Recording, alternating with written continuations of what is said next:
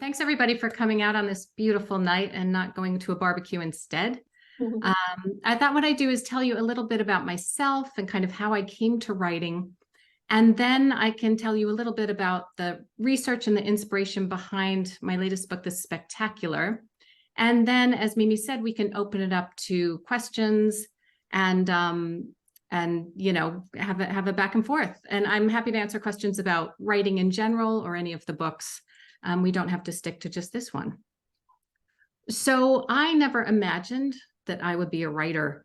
I love to read books, but I couldn't ever imagine writing a book that's, 300 and something pages. That was for someone else to do. And in fact, after I graduated from college, I came to New York and I worked as an actress for about 10 years. I did Broadway and off-Broadway and regional theater. I'm 5'10", so I was in a lot of productions of Three Tall Women, which was a lot of fun. And it was really great. I fell in with this theater company and we would put on 3 to 4 shows a year and we did everything. We, swept the stage, we hung the lights, we, made the costumes, whatever needed to be done, we did. And so it was this real kind of team effort and this collaborative environment that I just loved. And from there, I read a lot of plays, so that dealt with a lot of dialogue, which later came in handy. When you're in a scene and you're figuring out who's moving where on the stage, that helped later on when it came to moving characters around on a page. And so it was just a wonderful experience. One of our shows, in fact, went to Broadway and was nominated for a Tony Award for Best Revival, which was very exciting. We did not win. We lost to Liam Neeson, and I'm not bitter. It's okay. But it was just a remarkable time. And then after that, I realized kind of in my early 30s that all my friends who were women who had been acting for a long time were no longer getting roles as they got older. And then all my male friends were aging into these really great character roles. And I thought, well, that's not very fun. And maybe there's something else I want to do. But I had no idea what. And that was before the computer. So you couldn't go on Google and ask, what should I do next? And so I went down to NYU where they had this career counseling place. I have no idea how I found it, to be honest. And I went down there and I took a Briggs-Myers test because I thought, well, that'll tell me. And I went back and they said, here are the results. It says that you should either be a journalist or a policeman. And I thought, there is no way I could be a policeman.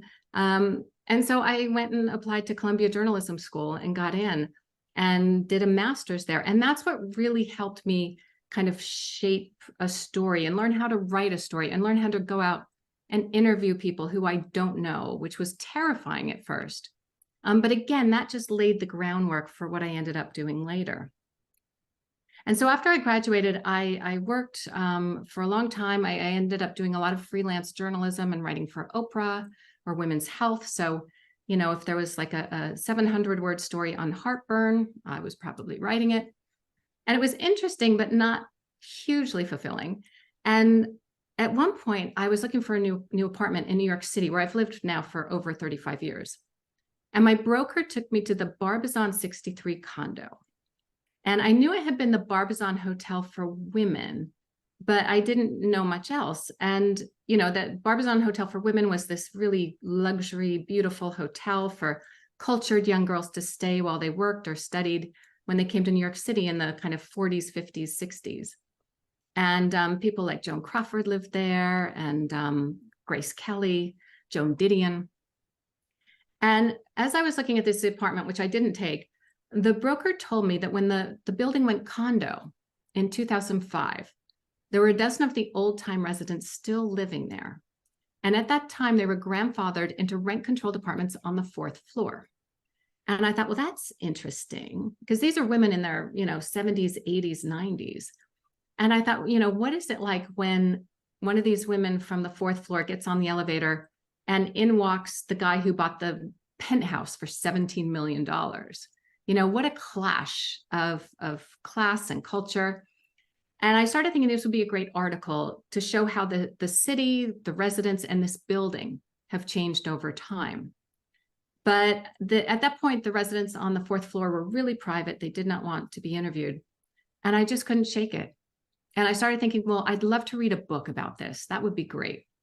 And I started thinking, well, maybe I should try and write one. And so it really came from this need to tell a story about these women and wanting to find out, to imagine what's it like. What was it like to be in the Barbizon in the 50s? And what's it like today? And kind of shaping a story out of that and studying other stories, you know, things with dual timeline, which I love, stories with great plot twists, which I love, and then figuring out how to do it myself.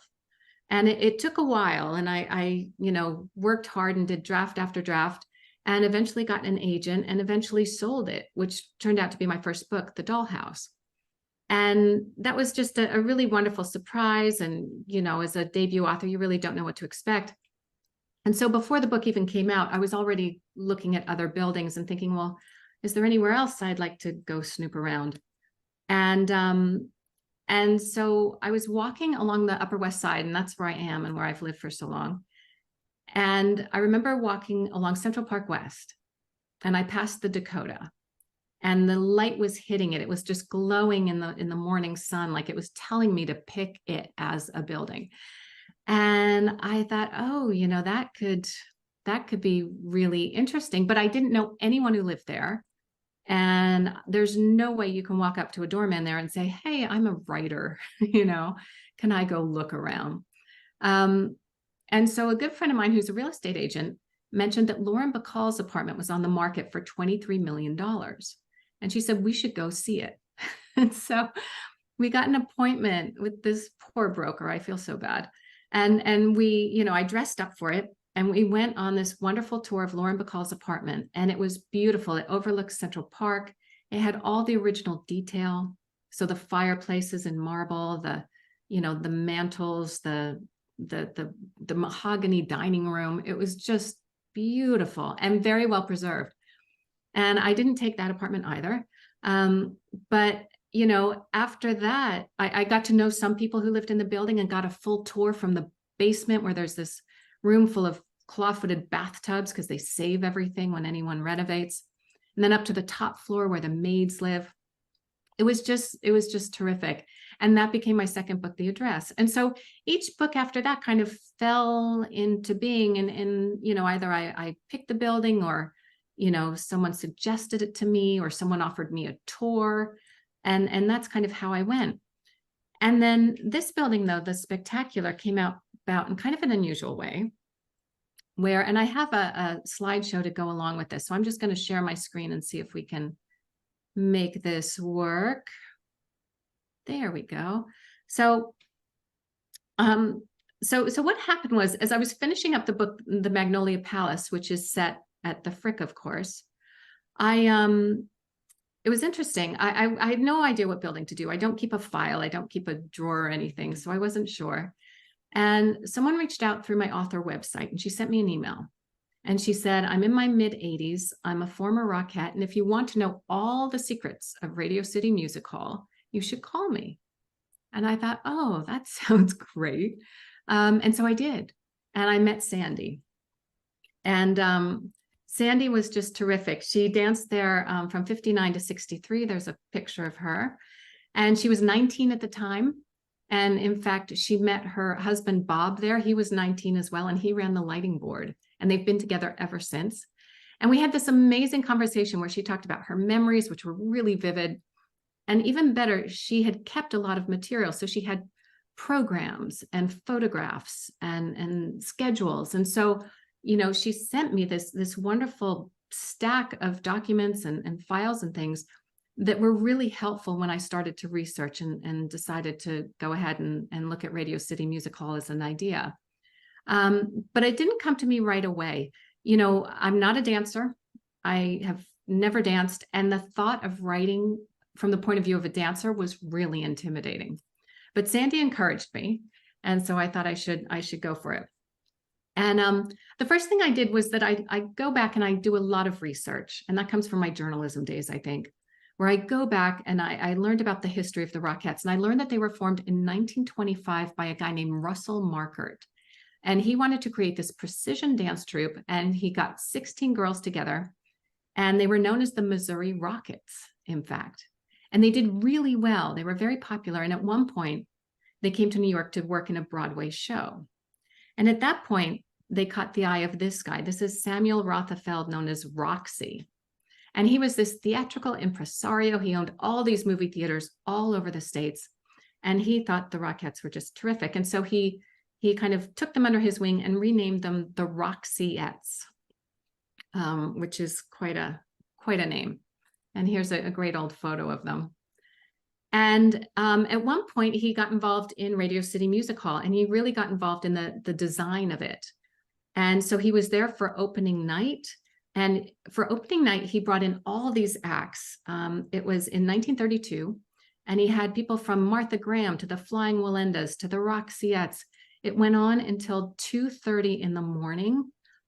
It was a complete wreck. It was an absolute debacle. It was pouring rain, went on too long, and poor Roxy had to be hospitalized after because he was so stressed. But Radio City did open. And as it opened actually to be a place for films. You know, today we know it as a place where you go see concerts or comedians, but back then it was a place for movie premieres, and over 700 premieres happened at Radio City Music Hall, including White Christmas, King Kong, Mary Poppins, Mame. And when you bought a ticket to a movie, you also got a ticket to the stage show that went along with it. And for that, they had the Rockettes to perform. And so the stage show involved not only the Rockettes, there was a choral ensemble, there was the Radio City Ballet Corps. And for the Rockettes, their numbers would be kind of aligned with whatever movie it was. So say it was a John Wayne movie, they'd do a cowboy theme and they'd have hats and holsters and that kind of thing. So their numbers changed depending on what movie was showing. And so if it was a movie that did well, they did that number for a long time. If the movie panned, they tended to have to learn a new number quite rapidly.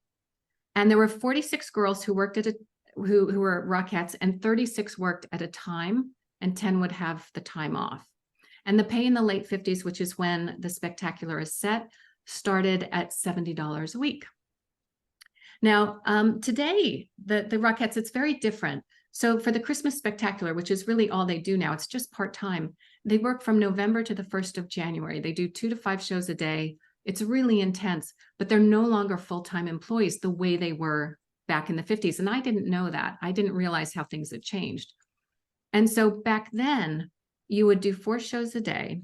And on weeks that you had a rehearsal for a new number, you'd fit that in between the shows. And then when there was a premiere day, you'd have to get there at 5 a.m. You'd have a 7 a.m. dress rehearsal. And then you'd start with the first movie of the day and do your 4 shows and go home, you know, around midnight. So it was a really, really intense time. And the Rockettes would perform 3 or 4 shows. They would perform 4 shows a day. And that would be for 3 or 4 weeks straight before they got a week off. And that's how the kind of rotating 10 off would happen. So 3 to 4 weeks straight of doing 4 shows a day. And each day there was a kick line in every show. And that added up to doing about 600 kicks per day, which you can only imagine their abs. They must have been incredible. And so it was really, really a tough job. You had to be at the top of your game, technically, physically. You know, you had to be flexible. You had to be able to do exactly the same thing that the girl next to you was doing. And so it just required so much stamina and discipline. It was a really, really incredible job. And I very much wanted to capture that in the book. And the theater, of course, I think a lot of people have been inside because we're all locals, but it's a beautiful theater. And you can see how it looks like a sunrise with all those lights. And that is directly from Roxy's vision. He took some cruise across the transatlantic at one point, and he saw a sunrise, and he decided that's what he wanted the theater to look like. And it really does. And it's amazing because it's unobstructed, those views. There's no columns. It really is just quite a stunning theater. And the interior, the Art Deco design was by a man named Donald Deskey. And, you know, I'm sure we've all been inside, even the elevators. I mean, you can see how stunning they are. And I wanted very much to explain to the readers who might not have been to New York the difference between this theater and the other Broadway theaters, which were built earlier and are more, detailed, shall we say. And I wanted to try and explain how this theater was different. And so this is how I did it. I wrote, the Broadway theaters are like hoop-skirted maidens from the last century, overly ornamented and full of froth, with flamboyant chandeliers and rococo plasterwork. In contrast, Radio City resembled a jazz-age siren wearing a silk slip, sleek and elegant. And I hope that kind of got across to someone who might not have been in that theater what it's like to step into that lobby and see it. Now, when they built the theater, there were so many people working there. You had the ballet corps, you had the Rockettes, you had the choral ensemble. And so all around the theater on three sides, on the sides and the back, there's 7 floors of rehearsal halls. There's dressing rooms. There's a cafeteria. There was a lounge. There was a nurse on staff. There was a 26-bed dormitory for when the Rockettes needed to stay overnight. There were 2 dressing rooms, a tailor shop, a shoe and hat department, a poster department, specifically just to create the posters. And then on top of the roof, there were shuffleball courts and wiffle ball. And so the dancers would go up there in between shows just to hang out, much to the glee and delight of all the workers who were working in the skyscrapers around them. And so it was a really amazing job, but you really lived at that place. It really felt like that's where you stayed. It very much was a city. And so in terms of, I was able to get a fun backstage tour, and this is what's called the Roxy apartment. It's not an apartment, but Roxy wanted a place where he could entertain celebrities who were coming by. And so people like Judy Garland or Walt Disney would come in and sign the guest book. And it's this beautiful room with 20-foot high gold-plated ceilings. And it has cherry, paneled walls. It's just stunning. And it has a reception room and then a round dining room. And it really is quite beautiful. And so in terms of research for the book, from there, I decided I needed to talk to Rockettes. And I needed to talk to Rockettes who'd been there a long time ago. So in the 40s, 50s, 60s. And that was really wonderful. I met so many interesting women who shared their experiences with me. And every one of them said it was just a seminal moment in their lives, that there they were, independent, working in New York City, making their own money at a time when women were usually secretaries, nurses. They did what they were told. And here were women out doing something that was, out of the norm, very much so. And one of them, I remember asking her, what's your favorite memory? And she said it was walking down Fifth Avenue in the middle of the street, in the middle of the night, arm in arm with her fellow Rockettes and singing at the top of their lungs after they'd left a party. And I just thought that's so wonderful because it really captures that joyous feeling that they had. And I got so many great details from them. Like one told me that those toy soldiers outfits that they have to wear, that in the 40s and 50s, the pants were so starched that you'd have to jump into it. You'd have to get on a chair and then kind of slide into them. Another talked about a conductor who on the last show of the day late at night, he'd speed up and that way he could catch his train. And so they'd have to just dance faster and faster and faster. And it's those kind of details that are so wonderful because they really bring the story alive and they really, I hope, plant the reader in that story. I don't want to describe a room or an outfit for too long. That's not fun. And so by these interviews, I hope I was really able to capture what it was like back then, which was so much fun.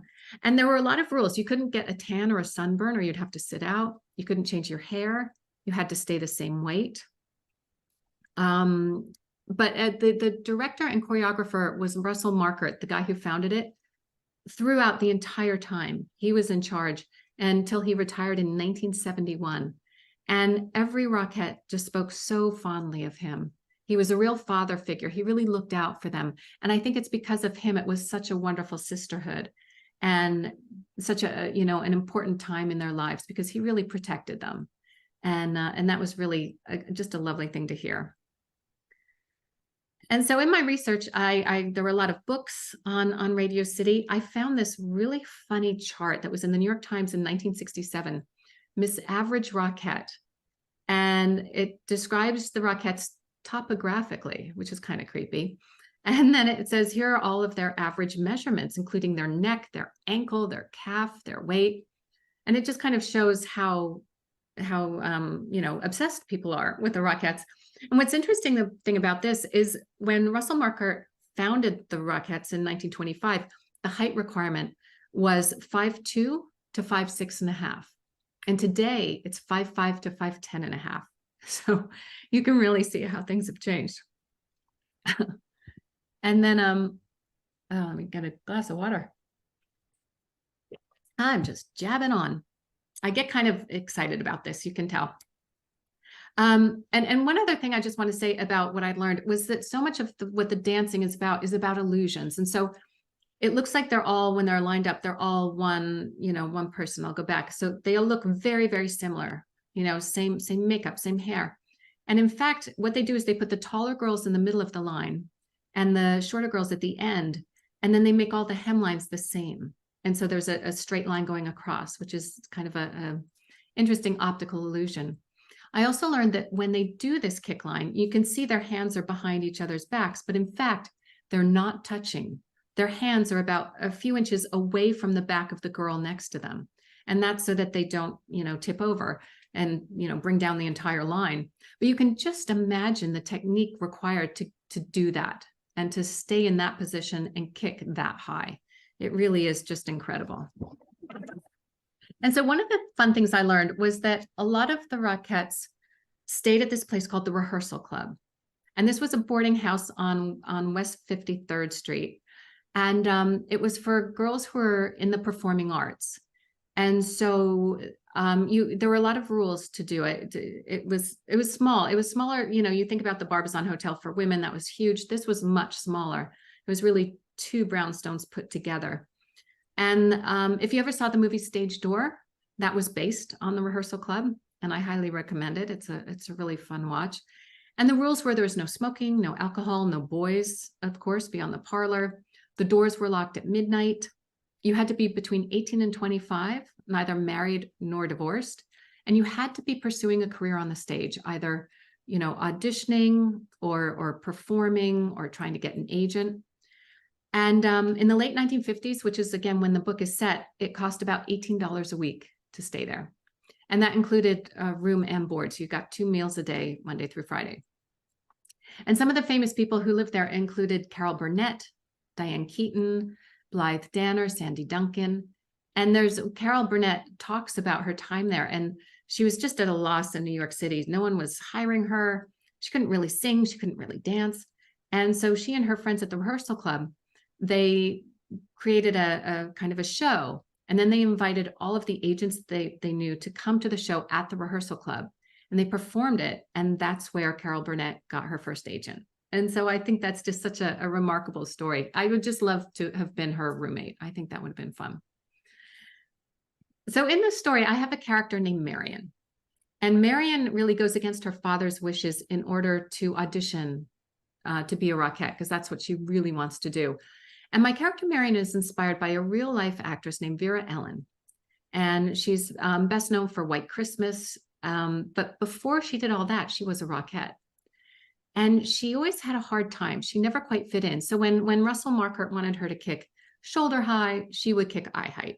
She was just bigger than anyone else. You can see from that photo what she was like. And he gave her, I think, 2 weeks to get it together. And she quit before she got fired and then went on to a fantastic career. But I thought that was so interesting, of a woman who just can't contain it. Even though she wants to be part of this precision dance troupe, her inner life is just too big to be held in by that. And so the novel, that really raises the question in the novel of what is the cost of suppressing your own creativity or your own individuality or your own voice for the good of the greater whole, right? And so whether you're in a dancer in a precision dance troupe or working for a corporation or part of a community, when do you work together for the greater good? And when do you have to stop and sit back and make your voice heard? And so that's a theme that kind of goes throughout the book. Now, in each of my books, I like to have kind of a hook that anchors the story in that time period. And so as I was researching the 1950s in New York, I learned that in 1956, the police started really ramping up their hunt for someone known as the Mad Bomber. And this was a guy who had been setting bombs all over New York City in iconic New York City buildings like the New York Public Library, Grand Central, the Penn Station. He set 2 bombs at Radio City Music Hall. And he did this for 16 years. And he set 15 bombs off. And there were 15 people hurt, some very, very seriously. And so, yeah, I'm sorry, 33 here, it's right there in front of me. 33 bombs went off, 15 people were injured over a 16-year period. You can tell I deal with words and not numbers. And so he was this, guy who was just terrorizing the city. And I'd never heard of him, which surprised me. And so the police were really, kind of really worried about this. And when I saw that he set 2 bombs at Radio City, I started thinking about merging these stories. And I learned that the case was cracked by using criminal profiling for the very first time. This guy, a psychiatrist named James Russell, who worked at Creedmoor State Hospital in Queens, the police came to him and they brought all the letters that the Mad Bomber had sent to him over the years. And he looked through them and studied them. And he came back to the police and he said, okay, here's your guy. I think he'll be medium to tall height, in his 40s or 50s, clean shaven, very methodical. They said he'd be from Eastern Europe and Roman Catholic. He'd be unmarried, probably living with an older female relative. And then he said, when you catch him, he'll be wearing a double-breasted suit and it will be buttoned. And I won't give anything away, but needless to say that the science of criminal profiling was born.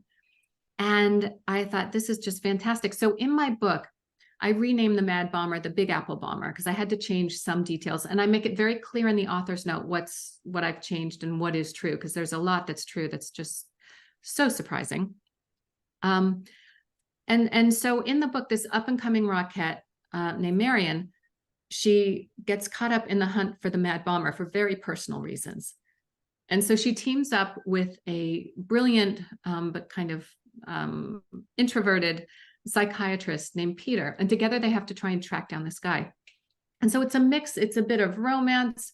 It's a bit of a thriller. It's a mystery. And it's also historical fiction, of course.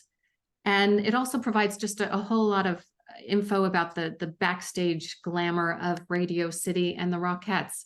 And it was a real joy to write. And it really deals with all the themes I'm interested in. And that's how women's voices and agency have changed over time, or how they haven't. The importance of the arts in our lives, and then just finding these hidden stories that are tucked beneath New York's historic timeline. Thank you. I'm going to stop sharing here and we can go back. So that's a little bit about me and the book. And now I'm happy to answer any questions you might have about really anything. We had some written questions. Oh, Maybe we'll just start and get those going. What was the pay like? Sorry, someone is talking in the back. Yes. What was the pay? There we go. Okay. So the first question, so this was, you've already become increasingly popular book by book by book. How did you handle the pressure to compose another successful book such as The Spectacular? Oh, thank you. Yeah, it's been really interesting. And I'm lucky in that, there's some authors who their first book just goes crazy out of the gate and there's a lot of buildup and there's a lot of pressure. And I've never felt that. My books have been the little books that could, and they've taken people by surprise. And so each book is gradually built on the other. And as more and more readers find them and realize that there's a whole backlist to go back in, and all the books are very different, yet what you're getting. It's just been wonderful kind of building up that readership. And then that makes me more confident as I go forward in terms of, okay, what's something, for me, I need to add something new in every book. So this book, that's a bit of a thriller, and that's a little different. In the Chelsea Girls, the structure is a little different. I'm playing around with dual timelines in a different way. And that's really what keeps me going, is just giving myself something to aim for and see if I can pull it off. Gotcha. Another person asked, it took a while for you to find your calling as an author. Were you a reader as a child? Which books and authors inspired you while you were growing up? Yeah. Oh, I was such a reader. My family was just a bunch of readers. We'd sit around the living room and read. Like that was Saturday night. And for the books, I loved Laura Ingalls Wilder. I thought they were amazing. I think one of my favorite books growing up was The Secret Garden. And that idea of transformation really got to me. And I try and include that in every book I do. And Agatha Christie as well. So you can see where all those things kind of shaped me. But I love the way she does a good plot twist and the way she surprises. And I just love reading mystery. Someone asked, are there any offers to have one of your books turned into a movie? Oh, there's interest, which is nice. Of course, there's this big strike going on right now, so everything's on hold. But we'll see. I think it'd be great. And I love the way there's so much interest now in historical fiction on the screen. So you have The Queen's Gambit, you have The Crown, there's some just really wonderful Bridgerton. There's so much going on right now. And so, yeah, I think it'd be great. And we'll see what happens. We'll just keep our fingers crossed. Alrighty. I'm looking forward to it. Everybody wants to know, what are you working on right now? Can you tell us a little bit, just a tiny bit? You don't have to spoil it, but just a little bit. Yeah, sure. So the next book is going to be set at the Met Museum here in New York. And of course, that required a trip to Egypt, where I went in April to do a lot of research. And it was really, really fun. I learned so much about it. And it's set in two timelines again. One is 1938 from the point of view of a young female archaeologist. And then in 1978, it's from her as a 60-year-old woman who's now an associate curator in the Egyptian wing at the Met. And there's, things get stolen, there's heists, all kinds of things going on. But it's also from the point of view in 1978 from a young girl who's an assistant at the Met Gala. And that at that time was run by Deanna Vreeland, who was quite a personality. And so it's all about the party of the year and all that glamour of the Met Gala. And then there's mummies. So, we'll see how it goes, but it's really fun to write. I had a good writing day today, so I'm all fired up. Excellent. Let me see. There was a question about your decision to include in the storyline Parkinson's disease. Yeah. It plays for anyone who hasn't read the book, we won't spoil anything, but it plays a small part in the book. And that comes from in 2020, we were all locked down, right? And I noticed that my hand shook when I held my phone. And then I do all these Zooms for my book came out, The Lions of Fifth Avenue then. And my right arm would be shaking, but no one could see it because we were all Zooming. And I just kind of ignored it and thought, oh, it's nerves. And then a friend really encouraged me to go get it looked at. And one day in August of that year, I learned that The Lions of Fifth Avenue had hit the New York Times bestseller list. And that was the first time I'd hit the list, and it was very exciting. And then the very next day, I went to a neurologist, and he looked at me and he said, oh, yeah, you have Parkinson's disease. Oh. And I thought, what? No, at the time I was only 53. There's no way. But it turns out it is very common in your 50s and 60s. And so I did a lot of research and learned a lot about it. And, I'm very lucky where my tremor is very well controlled by medication. But as I talked to people who had it, a lot of people said to me, I don't tell anyone because I don't want to lose my job or I don't want to seem old, which are absolutely valid. And it made me start thinking about breast cancer 30 years ago, where no one spoke of it, right? Everyone just kept it mum. And it made me think, it's smart to say, yes, here I have it. This is what it looks like. I'm doing quite well. So that hopefully other people, because I think there's power in numbers when it comes to research, when it comes to funding. And so I'm involved with the Michael J. Fox Foundation. And I wanted to include a character because it's about dancers who are in perfect control of their bodies at all times. And so what happens when something makes your body out of control? And I thought that would be a really interesting thing to explore.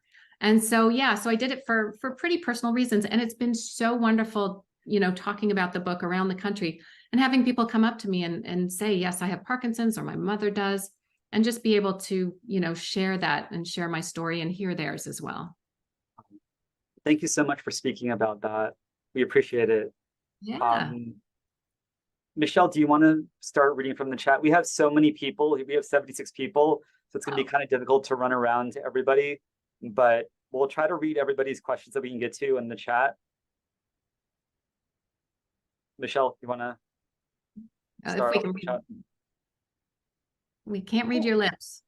Yeah, no worry, I'm gonna unmute now. So, okay, I had a few questions. Let me go back. I wrote the questions down, but I don't know if I wrote the person's name that said it. Okay, yeah, this question's from Carolyn. So your research related to an earlier time, do you have a sense when the Rockettes became a more diverse group? Did others apply? That is a really good question. Yeah, the first Black dancer was hired in 1987. So it took them quite a while. And now there's a few diverse dancers. There's one who was born, she's a birth defect with no hand. And so they're open to new dancers, and I think they're opening up even more every year.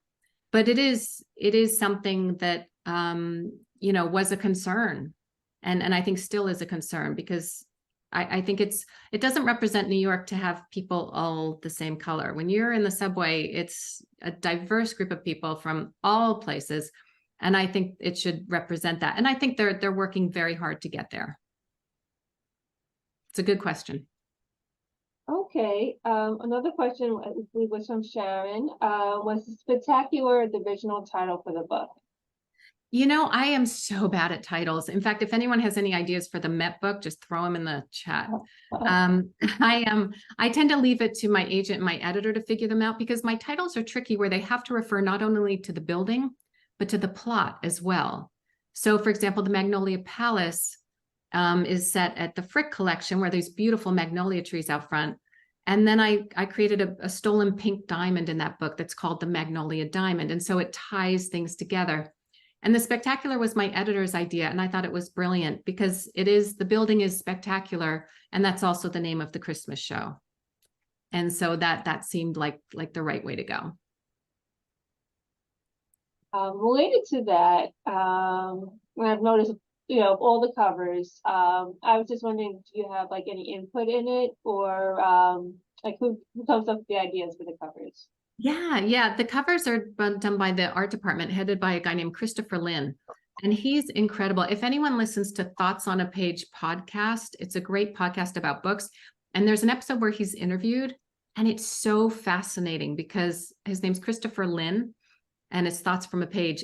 The things that go into creating a book cover, it's an incredible process. I find it fascinating.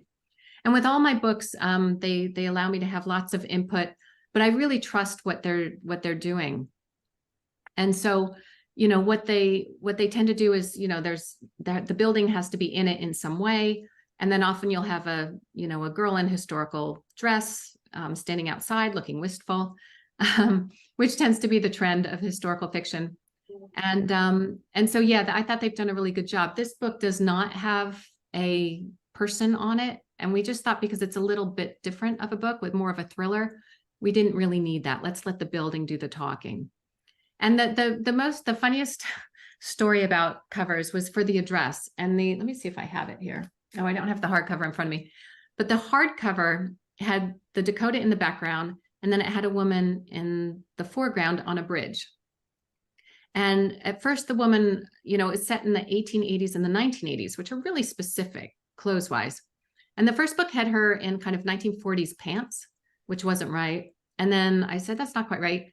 And then the second one had her looking more like a pioneer girl, which wasn't quite right either. And so then, I was talking to my agent, and she said, this may be tricky, this timeline. And so maybe we don't have this woman on a bridge, just, the suitcase, because that's really, that she was carrying a suitcase. We just have the bridge, the suitcase, and the building. And I said, no, because it'll look like she jumped. And so they finally got it right. And then they got this wonderful kind of woman in I think it's a green coat, with the right silhouette standing on that bridge. So they definitely got it right after a couple tries, and that's okay. Were there any other questions? Are there more in the Yep. chat there? Someone's Uh, asking, are you ever planning on writing about something that isn't a building in New York City? Is there like a thought maybe that you're gonna branch out into something different? Yeah, you know, I joke around that by the 18th book, I'll be doing the gas station on 11th Avenue. But I swear I'll make it work. And so, you know, I would love to go to London. I think that would be great because buildings there are so old. You know, that's partly why I kind of got into writing books when my parents are both English, and we would go back to England every few years to visit all the relatives, and we'd drive all over. And when my brother and I started beating each other up in the back seat of the car, we'd stop at, you know, a castle or a ruin so we could run around and use up that energy. And I just couldn't believe that I was, you know, walking on something that was built in 1800 or 800 or, you know, 1100. And so that would be really fun. But there's so many places in America. And as I walk around and talk to people about the books, every place I go to, someone says, you've got to know about this house, or you should know about this, you know, this building in our city or in our neighborhood. And so there's so much out there. I think it'd be really fun. The good thing about doing it in New York is it's really easy for me to research. If you need to make multiple visits to Grand Central Terminal, it's no problem. Jump on the subway, I'm there. So we had a question. Was that as a child, is that how you became interested in history? And is that what made you choose historical fiction as your kind of your genre, your niche? Yeah, you know, I've always loved it. And I think it's just because I would love to know what it was like to wear a hoop skirt, or, you know, to be in the Gilded Age in New York City, or the 1920s in New York City. I wish I could transport myself there. And I think that's why I do it, because, you know, that it's a way of doing that in many ways, of just, you know, researching and learning everything you can about what they ate or what they wore, or how they moved, and then putting it into a book. So yeah, you know, I've always loved historical fiction. I also read a lot of mystery. And so I kind of, yeah, I mashed up the two genres I love most. And that's kind of, you mentioned Agatha Christie. That was kind of, she kind of plays a role inside of your historical fiction, that there's always a little twist of something going on. Yes, yes, exactly. Exactly. And if I could, I have to recommend this book called A Most Agreeable Murder by Julia Seals, I believe, Seales. A Most Agreeable Murder. And it's if Jane Austen and Agatha Christie mashed up, and it's just really irreverent and funny. And it's a take on Jane Austen. So you're in Jane Austen's time, but it's this really hilarious modern sensibility, and the voice. How do we post it? I'm sorry, how do we spell the last name? I believe, let me see if I have it. I don't think it's here. Julius, I believe it's Seales. If someone Googles it and writes it in the chat for me, that would be awesome. Do you have a book that you're reading now? You wanna, you know? Yeah, I'm reading, what did I just finish? You know, that's the thing where you're like, oh yeah, you can never remember what it was. I love Geraldine Brooks's Horse. I thought that was just absolutely beautiful. What a book. And A Most Agreeable Murder. Yeah, I'm reading, you know, the fun thing is as you start writing books, is people send you books in order that you'll blurb them. And so you get early advanced copies of some books, some wonderful things that are coming out down the pike. So I've been kind of, that's where my head has been most recently. But I'm interested in reading Riley Sager's next book. He's also with my same publishing company, Dutton. So it's nice to support our, yeah, Julia Seals. Perfect. Thank you. Yeah, so a little bit of everything. There's so many good things out right now. It's really incredible. Oh, so can you share any particular thing that's coming out soon that you're reading now that maybe might be interesting for people to look out for? Yeah, let me take a look here. I have a list. Yeah, there's I'm excited for this book called The Best Parts of Us by Jackie Friedland. She's one of my favorites. And then there's a book, actually there's a book that's out that's just over here. Hold on, I'll be right back. Right. This is a book that I'm so excited to read because if you know the author Eleanor Littman, Eleanor Lippman. She's just this lovely person. And she sent this to me and said I should read it. The Other Side of Mrs. Wood by Lucy Barker. It's a great cover. And I swear if she recommends anything, I know I'll like it. So I'm really looking forward into diving into that. So it's Victorian era, it's mediums, all that good stuff.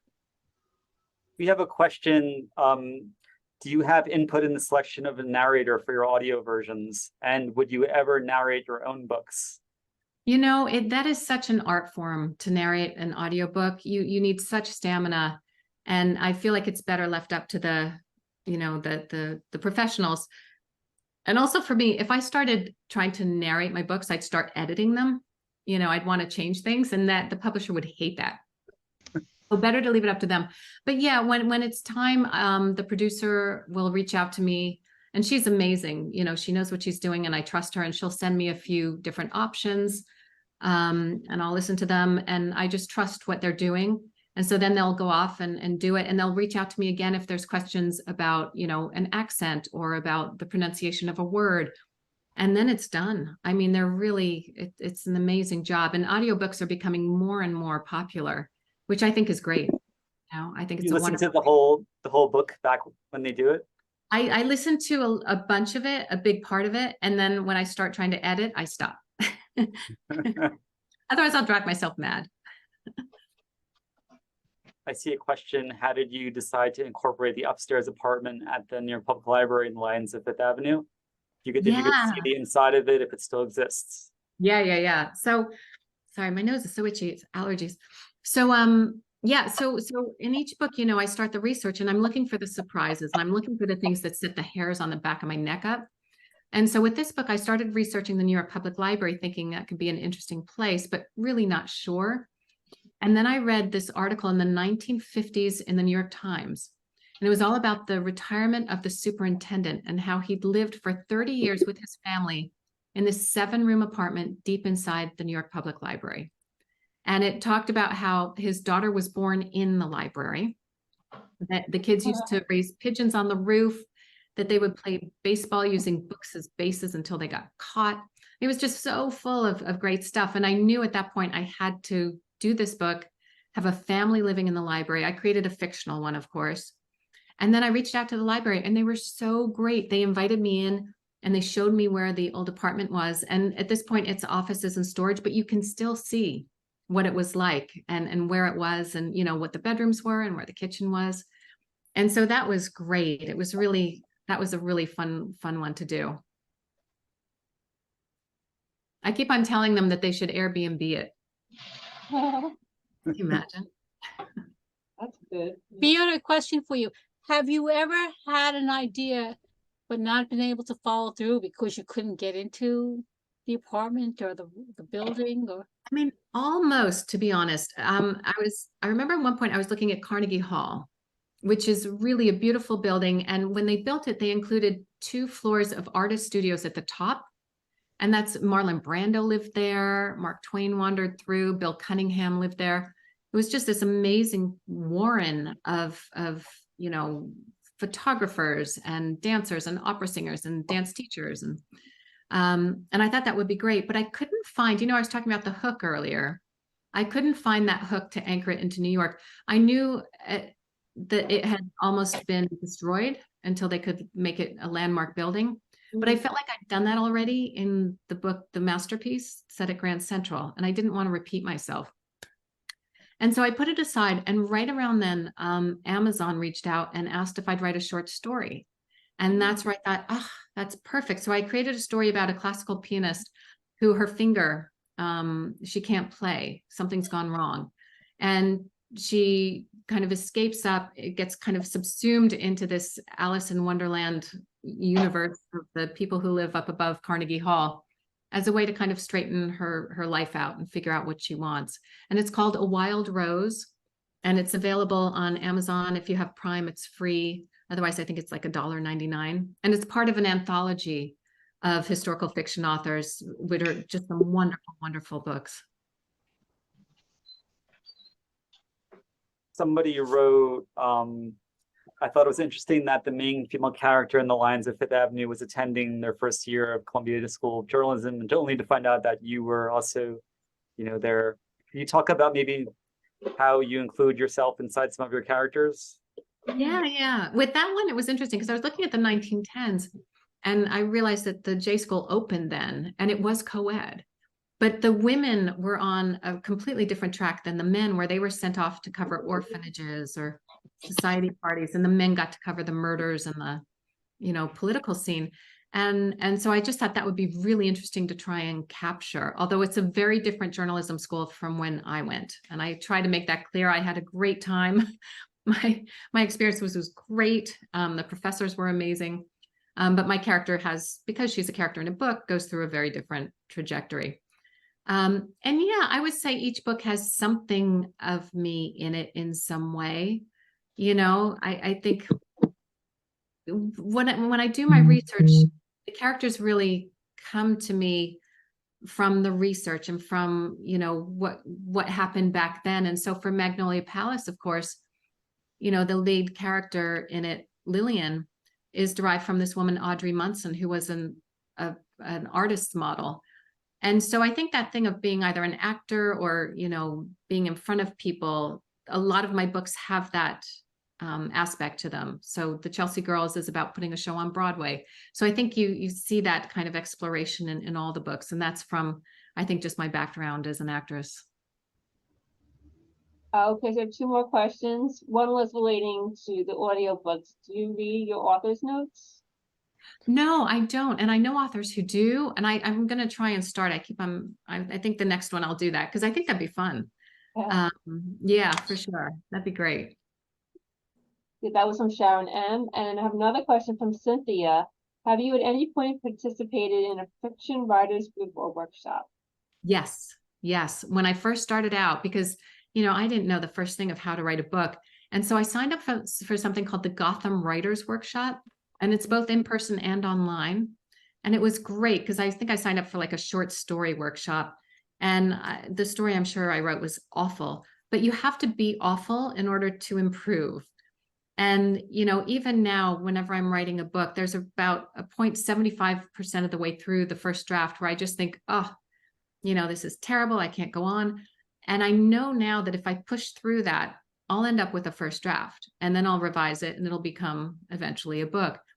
But I think no matter what you do, if you're trying to do something creative, either it's painting or singing or, whatever that form is that you're trying to do, I think it's okay to be really bad because my first drafts are awful. I would not want anyone to see them, but they give me something that I can then layer on, deeper characters and more interesting dialogue or description.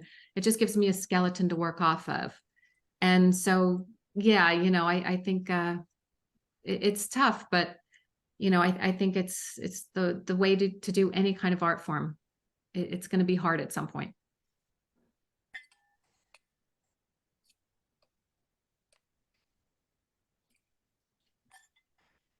Were there any other questions? This is great. There's so many people. It's amazing. Wonderful. Someone did want to know about the dollhouse. Any interesting stories about it? About the dollhouse? Yeah. The book? Yeah, let me think. The funniest thing was, the women of the 4th floor were very reticent to speak. And eventually one of them did agree to talk to me. And she'd been a journalist, so that was great. And I got her a copy of the book, and luckily she enjoyed it. And I invited her to the launch party. And so she walked into the launch party, and she was about 3 feet tall with this huge head of hair. And the room, they parted like the Red Sea, to let her in because she was so important. And I think she had a great time. And it was just wonderful. I think part of me loves to honor these women who've lived and whose voices are dismissed these days, right? Because, at a certain point, women are unfortunately often dismissed and invisible. And so, talking to them or talking to her was so fascinating. And even with, Sandy, who's in her 80s and is the Rockette who inspired me, she came to the very first launch party because it was the launch was in Spring Lake, New Jersey, and she just moved there. And so she came with her family and, they sat in the front row and they were asked questions. And then afterwards, I came out in the lobby and I was signing books like crazy. And I looked up and they'd set up a table for Sandy and she was signing books as well. And I was like, that is so awesome. I thought that was just terrific, you know, because people have amazing stories to tell if you just, you know, sit and listen.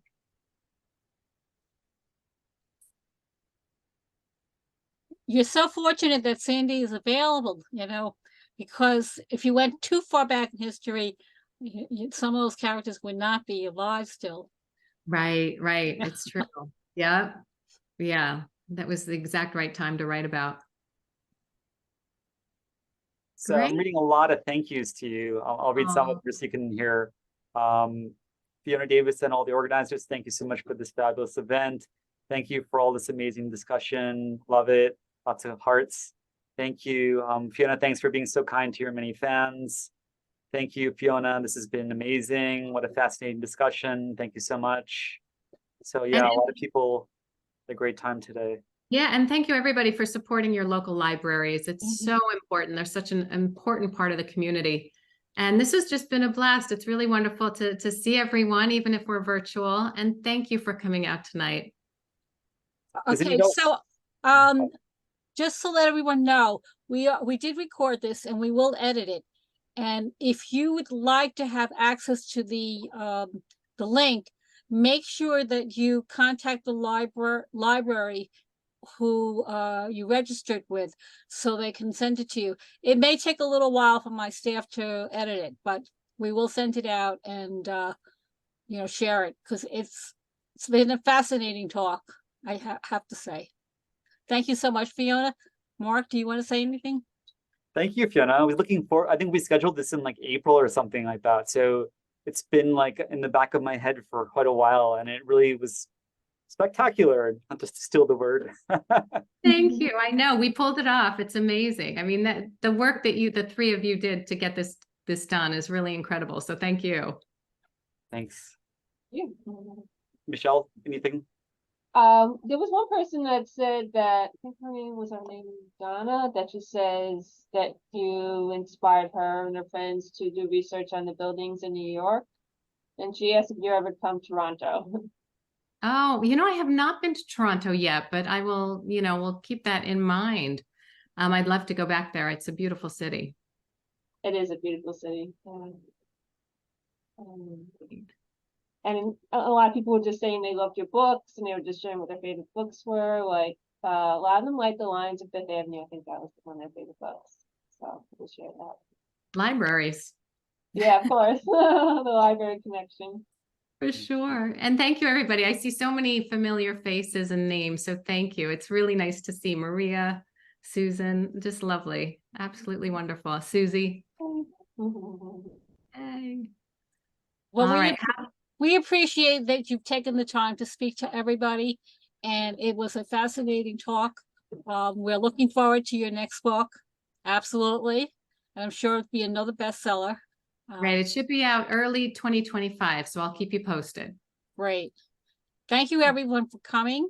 For And everybody. as I say, contact the librarian, either Mark or Michelle or myself, to make sure that we have your email information so we can send you the link for the recording when it's ready. Okay, I would say that it's going to take at least 2 weeks because we're in the middle of doing so many other things at our libraries right now. End of the summer.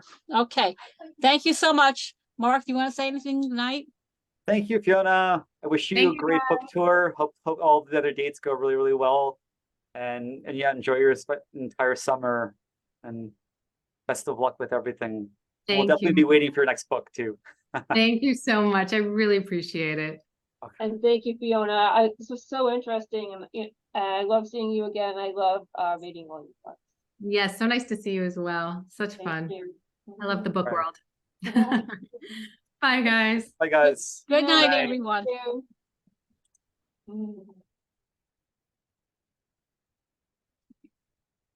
So we have ended, and I hope that you all enjoyed it as much as I know I did.